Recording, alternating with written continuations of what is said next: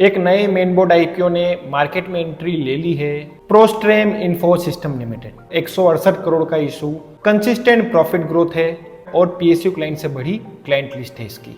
तो क्या यह आईपीओ आपके पोर्टफोलियो के लिए सही है? चलिए मैं आपको दूंगा सीए रोनो का वर्डिक्ट, इस आईपीओ में अप्लाई करना चाहिए या नहीं करना चाहिए। वीडियो को पूरा देखिएगा, आपको समझ में आएगा। एजिस वोपक और लीला का आईपीओ का रिव्यू मेरे चैनल पर डाल दिया है, आप उसको जाके देख सकते हो। अब मैं बात करता हूँ सेक्शन 1 आईपीओ डिटेल्स के बारे में। यह आईपीओ ओपन होगा 27 मई को और क्लोज होगा 29 मई को। इसका प्राइस बैंड रखा गया है 95 रुपए से 105 रुपए पर शेयर और ये पूरा का पूरा 168 करोड़ फ्रेश इशू है, यानी एक भी रुपया प्रमोटर अपनी जेब में नहीं रखेंगे, पूरा का पूरा कंपनी के फायदे में लगाएंगे। अब मैं बात करता हूँ सेक्शन 2 कंपनी ओवरव्यू। कंपनी का नाम है प्रोस्ट्रेम इंफो सिस्टम लिमिटेड। शुरू हुई थी जनवरी 2008 में। बिजनेस फोकस है power backup products, UPS systems, lithium ion battery PACS, voltage stabilisers. Clients में है NTPC, RailTel, airport authority of India, PWD और भी बहुत सी पीएसयू कंपनीज इनकी क्लाइंट लिस्ट में है, यानी इसके क्लाइंट तो बहुत ही स्ट्रॉन्ग है।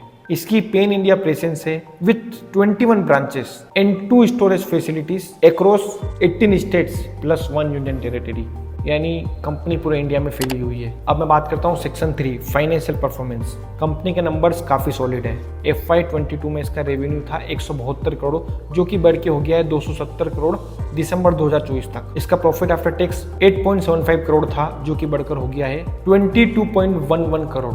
बहुत ही अच्छा ग्रोथ देखने को मिला है प्रॉफिट में। इसकी नेटवर्थ 40.95 करोड़ से 107.24 करोड़ हो गई है। नेटवर्थ में भी बहुत अच्छा ग्रोथ देखने को मिला है, पर इसकी बोरोइंग्स भी बढ़ी है 3.21 करोड़ से लेकर हो गई है 60.37 करोड़।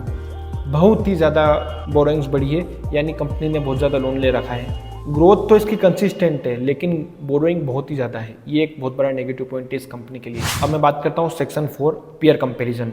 अब हम कंपेयर करते हैं इस कंपनी को इसके कॉम्पिटिटर्स के साथ। प्रोस्टेम का पी रेशियो है 19.75 और रिटर्न ऑन नेटवर्थ है 32%। सर्वोटेक पावर, ये इसका एक कॉम्पिटिटर है, उसका पी रेशियो है 243, रिटर्न ऑन नेटवर्थ है 10.5%। दूसरी कंपनी से सन गार्डनर एनर्जीज, इसका पी रेशियो 55 और RONW है 16.78%। यानी अगर दोनों कंपनी से कंपेयर करें तो प्रोस्ट्रेम का पी रेशियो भी बहुत ही अच्छा है और रिटर्न ऑन नेटवर्थ भी बहुत ही अच्छा है। तो वैल्यूएशन तो रीजनेबल है, पीयर्स के कंपैरिजन में रीजनेबल लग रहा है और रिटर्न ऑन नेटवर्थ भी पीयर के कंपैरिजन में सही लग रहा है। अब मैं बात करता हूँ सेक्शन 5 ब्रोकर रिकमेंडेशन। मार्केट में एक्सपर्ट्स क्या बोल रहे हैं? 2 ब्रोकर ने सब्सक्राइब का रिकमेंडेशन दिया है, यानी इंस्टीट्यूशनल लेवल पर कंपनी का रिव्यू पॉजिटिव है। अब मैं बात करता हूँ सेक्शन 6 जीएमपी ट्रेंड। मार्केट में अभी इसकी डिमांड है 0, अभी तक इसकी कोई भी डिमांड नहीं है, यानी लिस्टिंग गेन देखने को मिलेगा या नहीं मिलेगा वो बहुत ही डाउटफुल है। मार्केट में तो उसकी डिमांड बिल्कुल भी नहीं है, तो short term listing gain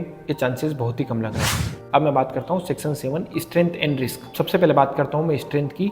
number 1 high return on net worth. इसका रिटर्न ऑन नेटवर्थ बहुत ही अच्छा है, जो कि ये लगभग 32%। दूसरा, इसके स्ट्रॉन्ग क्लाइंट बेस है, पीएसयू के कॉन्ट्रैक्ट इसके पास बहुत सारे हैं। तीसरा, consistent growth in profit and revenue. इसका प्रॉफिट और रेवेन्यू बहुत ही अच्छी तरीके से बढ़ रहा है। अब मैं बात करता हूँ इसके रिस्क की। Sharp increase in debt. इसका जो लोन है वो 3 करोड़ से बढ़कर हो गया है 60 करोड़।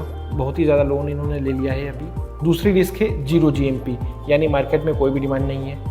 तीसरी रिस्क है लिस्टिंग के बाद प्राइस वोलेटिलिटी पॉसिबल है, यानी लिस्ट होने के बाद भी प्राइस डाउन जा सकता है। अब मैं बात करता हूँ मेरे फाइनल वर्डिक्ट के बारे में। आपको अप्लाई करना है या नहीं करना है, आपको आपका डिसीजन खुद ही लेना है। मैं मेरे एनालिसिस और मार्केट सेंटीमेंट के हिसाब से जो है वो बता रहा हूँ, ठीक है। तो मेरा फाइनल वर्डिक्ट है, पहले बात करते हैं शॉर्ट टर्म के लिए। तो शॉर्ट टर्म के लिए तो आप इसको अवॉइड कर सकते हो, क्योंकि GMP भी 0 है और मार्केट में इसकी डिमांड बिल्कुल भी नहीं दिख रही है। अब मैं बात करता हूँ लॉन्ग टर्म इन्वेस्टर के लिए। इसके फंडामेंटल तो स्ट्रॉन्ग है, सेक्टर भी स्टेबल है और 2 ब्रोकर्स भी रिकमेंड करने का बोल रहे हैं, यानी लॉन्ग टर्म में कंपनी अच्छा परफॉर्म कर सकती है, क्योंकि कंपनी के फाइनेंशियल्स तो बहुत ही ज़्यादा स्ट्रॉन्ग है। बट एक चीज़ है, जो इन्होंने लोन लिया है उसको बहुत जल्दी चुकाना पड़ेगा और इंटरेस्ट को कम करना पड़ेगा, तो कंपनी के लिए बहुत पॉजिटिव हो जाएगा ये। तो आप क्या सोच रहे हो? आप इस आईपीओ में अप्लाई करोगे या नहीं करोगे? कमेंट बॉक्स में कमेंट करके बताइए। और ऐसे ही honest IPO reviews and finance information के लिए आज ही हमारे चैनल सीए रोनो अग्रवाल को सब्सक्राइब कर लीजिए और नोटिफिकेशन बिल को भी ऑन कर लीजिए, ताकि आपसे कोई भी इंपॉर्टेंट वीडियो मिस ना हो। धन्यवाद।